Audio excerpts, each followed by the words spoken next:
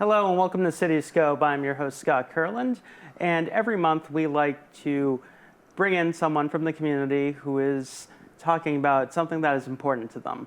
If you remember, a few months ago we had this man right here, Joe Bolton, on talking about the French-Canadian Festival. Well, he was also talking about his book, and I said when that book is finished, he can come back. And here he is with 2 volumes, and the book is called Old Grandmother's Tree. Yes, it's Joe, Old Grandmother's Tree. And but how did this come to you? well, what I did, first I'll say this, how I created this book and what it is, it's very unique. I would dare say there's no other book like it at all.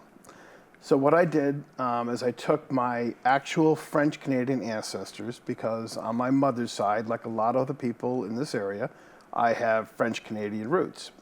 So I took my actual French-Canadian ancestors from Quebec and an Algonquin ancestor of mine also, a woman who lived in Trois-Rivières in Quebec named Mitio Goku. And I retold their stories. But I told it in a folklore style. So I say folklore, so it's a folklore style of stories, but all the stories are original from my imagination, but I'm using real people. That's in fantastic. Old Quebec. So with the folklore, I know we were talking earlier, you have elements of tricksters in here. Yes. Do you want to talk about? Oh, absolutely. So they're some of the funnest aspects of the story, because, if you read any kind of folklore tales from all over the world, whether it's Norse or ancient Greeks or ancient China, all folk tales have trickster characters. And so what I did was I incorporated trickster animal characters from Native American folklore from Quebec and incorporated them into the stories. And so there are 10 stories, and they start as in 17th century Quebec, and they go up to the early 20th century Quebec. But the trickster animals, because they're long-lived and they're kind of magical, they become kind of a continuity with all the stories, and they're in almost all of them. So basically, they're like our chorus. They're seeing it for us, and they're letting us know. And they have great personalities. They have a little bit of magic to them, but they're not all powerful. They're not omniscient. They make mistakes. They learn lessons too, just like other characters in the folk tales as well. So you can see in the larger diagram, you can actually see the characters themselves. On the left, you would see Mewan the bear and his younger brother Azaban the raccoon. Then there's Whiskey Jan the raven. And then off to the right is Poku the moose, who often has the old turtle Uncle McKeish on his back. And there's Woquist the fox. And my ancestor, Mitio Goku, is right there in the center. And she is the old grandmother of the stories. The names are fantastic that you created for these characters. Where did that come from? Well, I didn't create the names. So really? So Mewan, Azaban, Poku, Whiskey Jan, they're actual names of trickster animals in Micmac, Algonquin, and Penobscot mythology. So the mythology of the Northeast. However, I used original stories, and I also gave these characters their own personalities. Their personalities are a little different from what the historical folklore was. For example, Mewan loves to steal food and canoes from the local Native American tribes, Native American villages up there. Woquist the fox, she's the oldest sister, so she likes to boss her younger brothers around. Really? And, yes.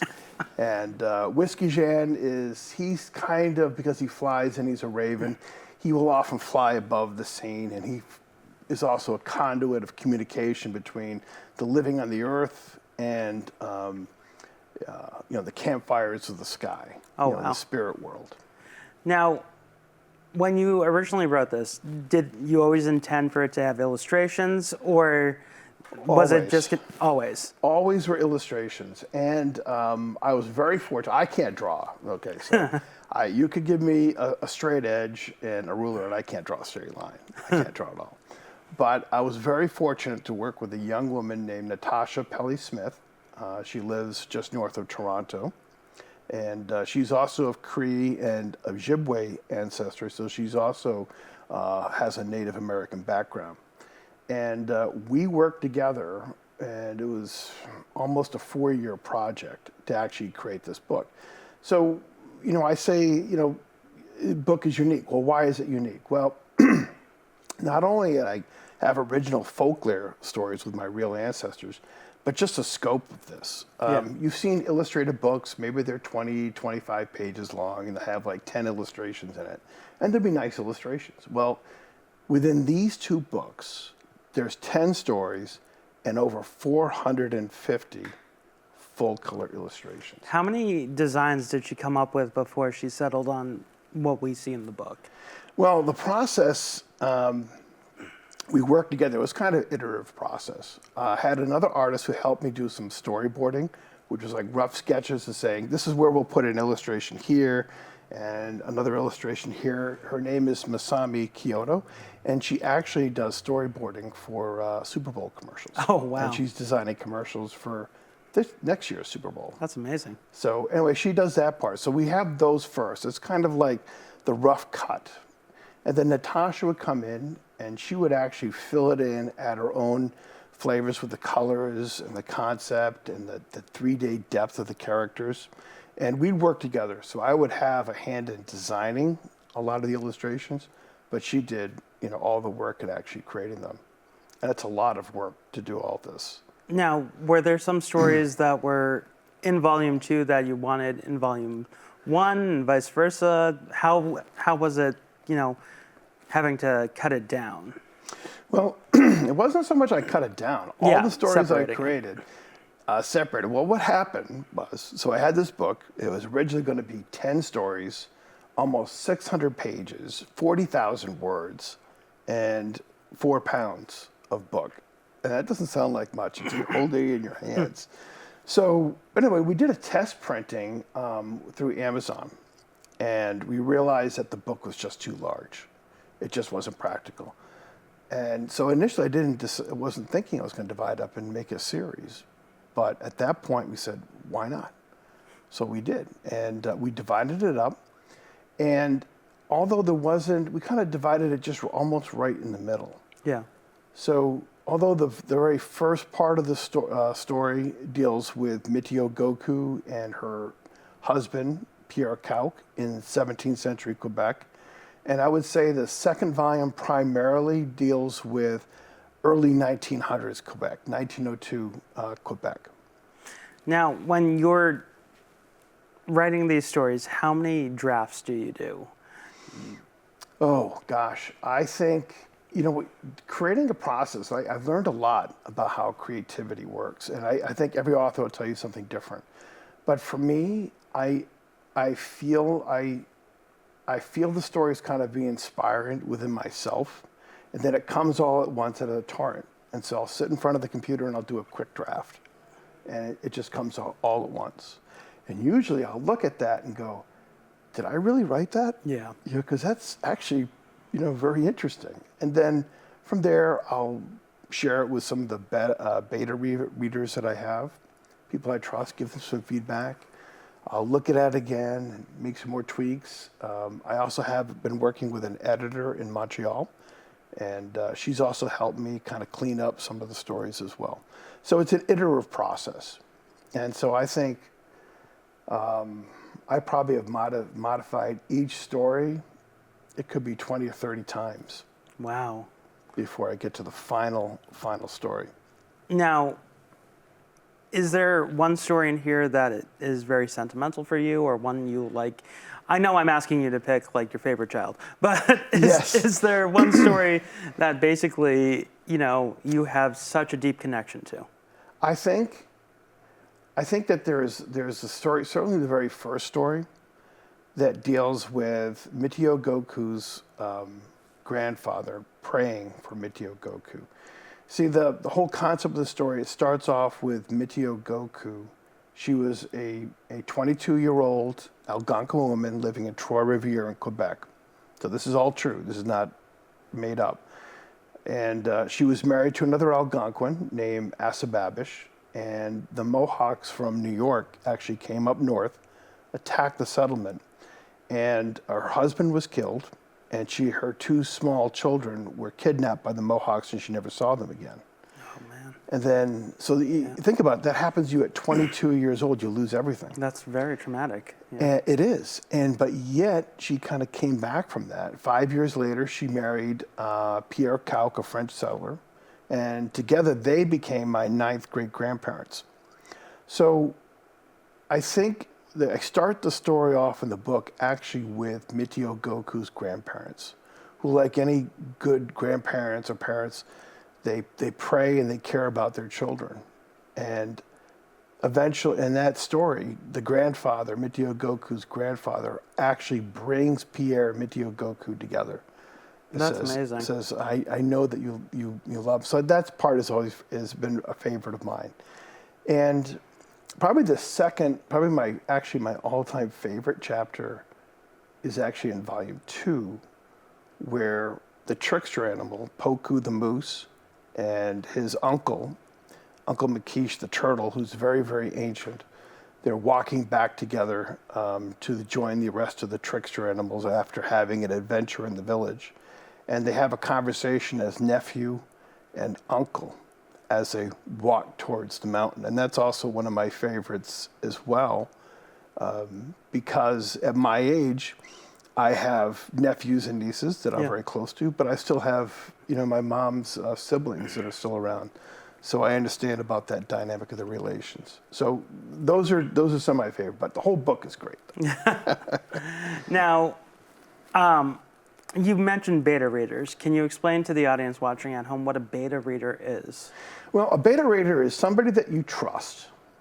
Somebody that you trust is going to have a sense of confidence, and when you share a story, they're going to keep it to themselves. They're not going to share with anybody else. So you have that level of trust. But a good beta reader will also tell you the truth. If they say, that part of the story you wrote, it doesn't really work. So you need somebody like that. So if you want to write your own stories, you need to have kind of a cadre of readers, beta readers, that can assist you and tell you the truth of what the story is and help it along. Because as an author, when you write something, it all makes sense to you. Yep. Oh, it's perfect. It's beautiful. But it takes somebody else to look at it and says, you're on the right track, but it's not exactly there yet. Yeah. And they'll make recommendations. So I used two of my mom's siblings. My aunt and uncle were my primary beta readers. And That's they would give amazing. me honest feedback. Wow. I mean, family is always honest, so. Right. Well, I always made it very clear that I want, if I give somebody the story to read, tell me exactly what you think of it. Because it doesn't help me if you just kind of pump sunshine my way and tell me everything I write is perfect the first draft, and that's not true. Now, could you possibly read us an excerpt from the book? Oh, sure. Sure, I'd be happy to do that. So now there's a lot of choices to read. I got to get a little bit of water here. But how about I read you the epilogue to the very first story of the very first volume? That'd be fantastic. Okay. So the very first story is called With You, There Is a Light. And the story tells how Pierre Cauque and Mitio Goku finally accepted or acknowledged that they do love each other and just made the decision to get married. And so at the end of the story, in the epilogue, the grandfather, Mitio Goku's grandfather, who's the one who works so hard throughout the story to get them together. Yeah, he's playing matchmaker. Yes. So at the end of the story, he's waking up in his own home, in his own bed, with his wife, Semahu, Mitio Goku's grandmother. And so they finally are kind of taking a breather. They finally have got Mitio Goku kind of on track to renew her life, because she's only At the time, maybe 26 years old, she got on with her life, beginning a newness, creativity, but it's a new marriage. So the epilogue is Pierre waking up with his wife, Semahu. And I like it because it's a nice contrast, because most of the story deals with a marriage beginning. And at the end of the story, in the epilogue, we're looking at a middle-aged couple that have been married for, 25, 30 years together. And that sense of comfort and closeness and mutual support. So I'm going to read you that epilogue.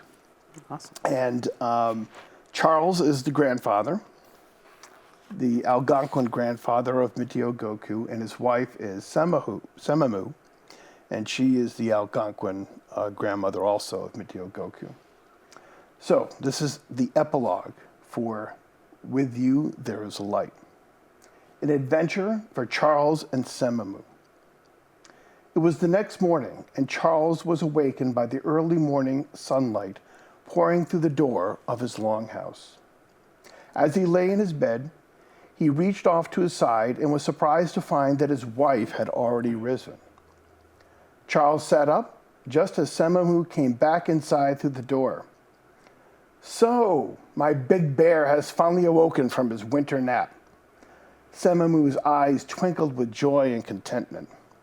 "Are you hungry? I have breakfast for you outside over the fire." "You should not tease me so, wife. It was the best and deepest sleep I have had in a long time. Even better, my dreams did not include any strange journeys into the spirit world with mischief from trickster animals." "You had a dream of the spirit world, Charles?" Semahu became curious and concerned. "Tell me." She sat down on the bed. "I will tell you later, but it happened yesterday while I took a nap in the church." Charles studied his wife for a moment and then smiled, remembering the events of yesterday. "But I would rather talk about our granddaughter." "Oh, yes," said Semahu, remembering. "Mitio Goku was so happy when she came home last night." "Yes, she would not stop talking about Pierre. I think it was good that they spent time together at Uncle Makisha's pond," said Charles. He had a faraway look for a few moments before he reached out and gently took hold of Semahu's hand. "We should also spend time together, Semahu. This morning, let's take that walk through the woods." "Oh, we are going on a grand adventure?" asked Semahu. "We could walk to the great river, or perhaps to that place where we can see the faraway mountains." Semahu glanced around the longhouse.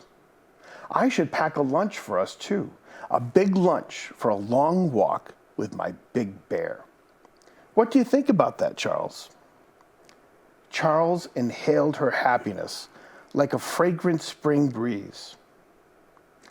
Even after all these years together, not a day goes by that I do not fall in love with this woman, thought Charles, as he daydreamed about his life with Semamu. "Charles, are you lost in the spirit world again?" Charles became aware of his wife looking at him expectantly. "We can go wherever you like, wife. However, this walk must include another visit with the French." "Back to the French?" Semahu pretended to be indignant. "Are you looking to wrestle with the hearts of more young lovers among the French, Charles?" "Oh no, I would rather wrestle a whole village of ice giants than put myself between two young people in love again," Charles laughed. "Then why are we going to the French, husband?" "Why? You should understand why, Semamu. We must see Father Ragueneau." Charles' eyes twinkled with playful mirth and excitement. "We have a wedding to plan." What I like about that entire chapter, because I asked you to read an excerpt from that one, and you asked me why. And it's because I love rom-coms, and that entire first chapter, that entire story feels like a romantic comedy. Yes, in a way it does. In Yeah. a way it does. You read the story, Grandfather Charles basically takes these two young people, that's why he's kind of called the wrestler of hearts at the end of that story. He pulls them up, literally takes them by the hand and says, Pierre, I know that you love Mitio Goku. Yeah. And Pierre says, yeah, I do. And he goes to Mitio Goku. Mitio Goku, granddaughter, I know you love Pierre. Stop being selfish with this love and love each other, join together in marriage, have a family, and bring joy and happiness not only to yourself, but all the people, both French and Algonquin in the village.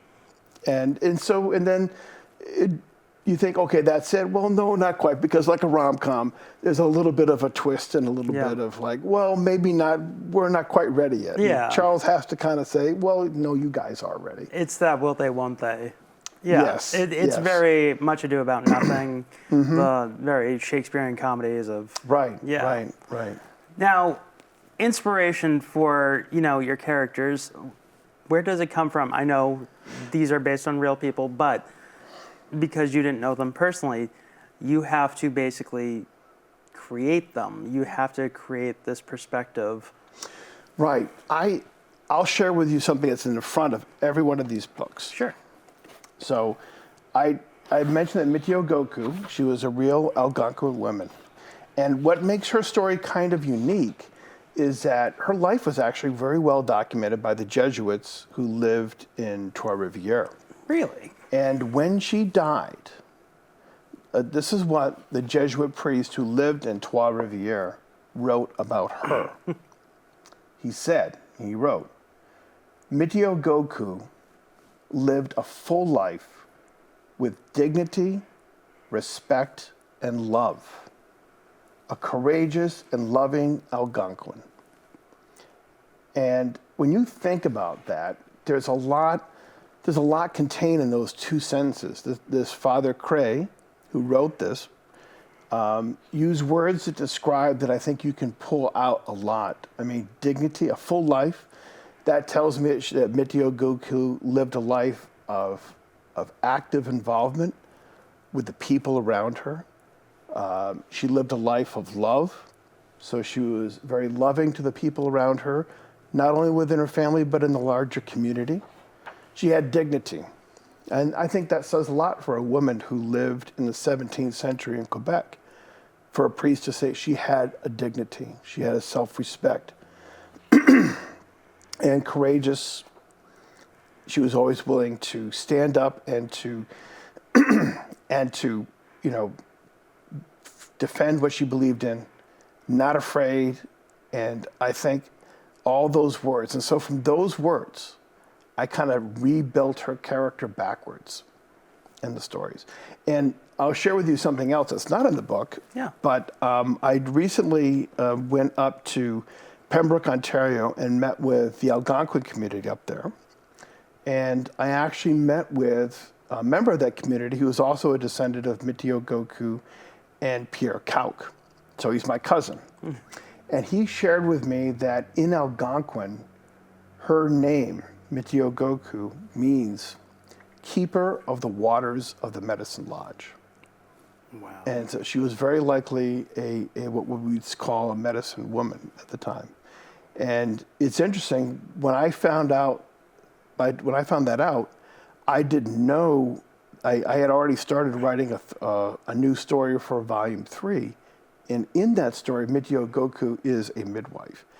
And when I wrote that draft, I was not aware of what her name actually meant. What a coincidence. It is. It is actually kind of eerie. I was about to say, that's very eerie.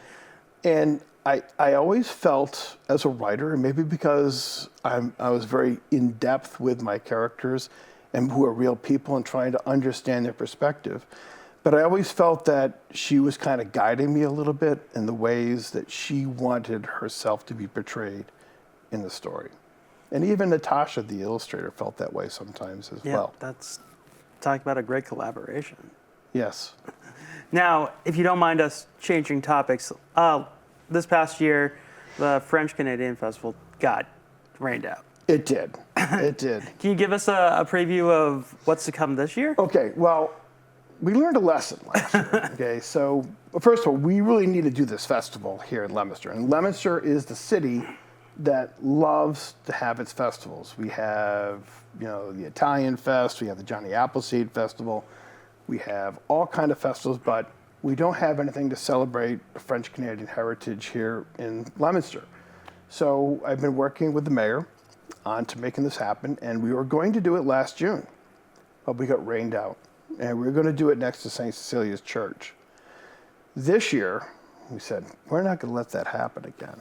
So this year, we are going to have the festival on June 22nd, 2025, at the Eagles Club on Litchfield Avenue, not too far from where the studio is, actually.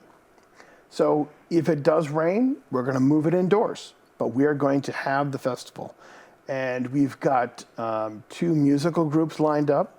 One is José Fachon, who is a French-Canadian folk singer from Maine. She sings in French and English. An Acadian fiddle band called Magnolia is actually going to be there as well. We will have Putin. We're working on getting Putin with the French fries and also kind of the ball of potato that the Arcadians really like, which I didn't even know existed until I came to Leominster. But we're going to have lots of food. We're working on some games. We're going to have music, and it'll be indoors, outdoors. Rain or shine, we are going to have the festival this year. That's fantastic. That's great news to hear.